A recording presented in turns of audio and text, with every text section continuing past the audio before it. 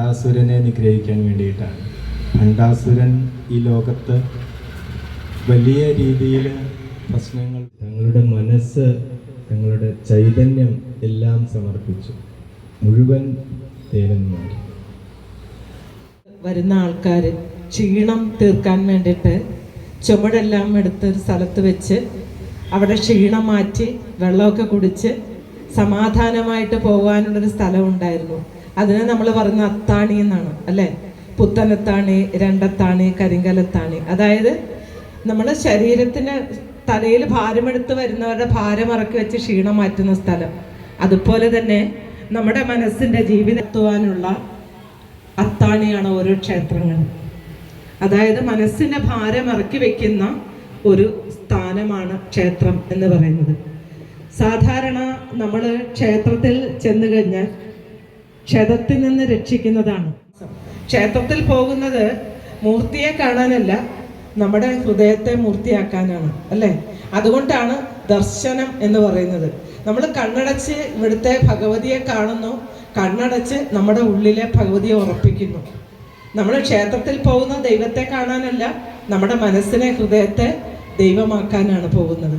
അപ്പം നമ്മൾ ഉപാസനകളെല്ലാം തന്നെ ദേവിയോട് അടുത്ത് പോകാനുള്ള മാർഗങ്ങളാണ്. അതുകൊണ്ടാണ് ക്ഷേത്രങ്ങളെല്ലാം സാധനാ കേന്ദ്രങ്ങളാകണം, സേവാ കേന്ദ്രങ്ങളാകണമെന്ന് അമ്മ പറയുന്നത്. കാരണം ഇവിടെ വന്നിട്ട് സല്യൂട്ട് അടിച്ച് പോകാനുള്ള ഒരു ദർശനം എന്ന് പറയുന്നത്, ഒരു പ്രദക്ഷിണം എന്ന് പറയുന്നത് പൂർണ്ണ ഗർഭിണിയായിട്ടുള്ള ഒരു അമ്മ. പൊതുവേ നമുക്കറിയാം 9 മാസമായിട്ടുള്ള അമ്മമാർ നടക്കുമ്പോൾ എത്ര പ്രയാസപ്പെട്ടാണ് നടക്കുന്നത്, അല്ലേ?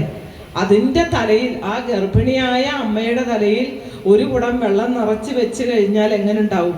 അങ്ങനെ വേണം പദപ്രദക്ഷിണം ക്ഷേത്രത്തിൽ ചെയ്യാനെന്നാണ്. നമ്മൾ എങ്ങനെയാണ് പോകുന്നത്? ഓടിക്കൊണ്ടല്ലേ? അടുപ്പത്ത് ചിലപ്പോൾ കുക്കർ വെച്ചിട്ടായിരിക്കും വരുന്നത്. ഓടിക്കൊണ്ടിട്ട് പ്രദക്ഷിണം വെച്ചിട്ട് ദേവി എടുത്ത് ശിഷ് എന്ന് പറഞ്ഞിട്ട് ഓടും. അപ്പം ദേവി ശിഷ് എന്ന് പറഞ്ഞിട്ട് നമ്മളെ അനുഗ്രഹിക്കും, അല്ലേ? വേണ്ടാത്തത്, കാരണം ഒരു 5 മിനിറ്റ് പോലും ക്ഷമയോടിരിക്കാൻ നമുക്ക് പറ്റുന്നില്ല, അല്ലേ?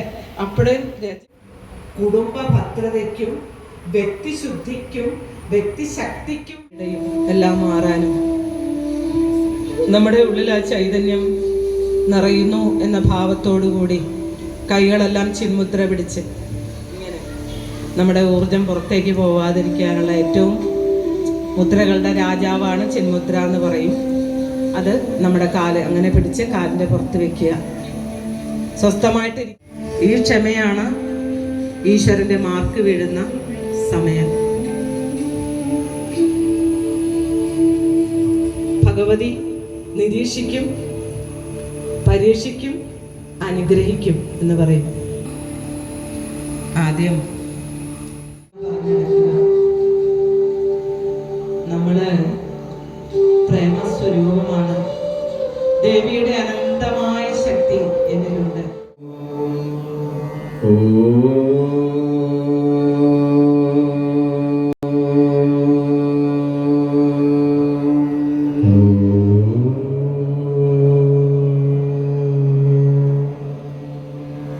ഓം ഗുരുഭ്യോ നമഃ. ഹരി ഓം. ധ്യായാമോ ധവളാവകുണ്ഡനവതി തേജോമയീം നൈഷ്ഠികീം സ്നിഗ്ധാപാംഗവിലോകിനീം ഭഗവതി മന്ദസ്മിതശ്രീമുഖേ വാത്സല്യാമൃതവർഷിണീം സുമധുരം സങ്കീർത്തനാലാപിനീം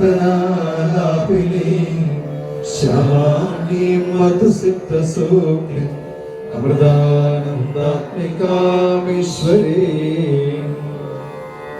ഓം സിന്ദൂരാരുണവിഗ്രഹാം ത്രിനയനാം മാണിക്യഗൗരീസുരത്താരാനായകശേഖരാം സ്മിതമുഖീനാഭീനവക്ഷോരുണാം പാണിഭ്യാം തരുണീനാവ സർവാനന്ദരവിഭൂത ബ്രഹ്മാദ്യാനന്ദസന്ധതി പരാവൃത്യച്ഛിനീരൂപം പൂർണ്ണമേവാവശിഷ്യത്തെ. ഓം ശാന്തി ശാന്തി ശാന്തി. ഓം ശ്രീ ഗുരുഭ്യോ നമഃ. ഹരി ഓം.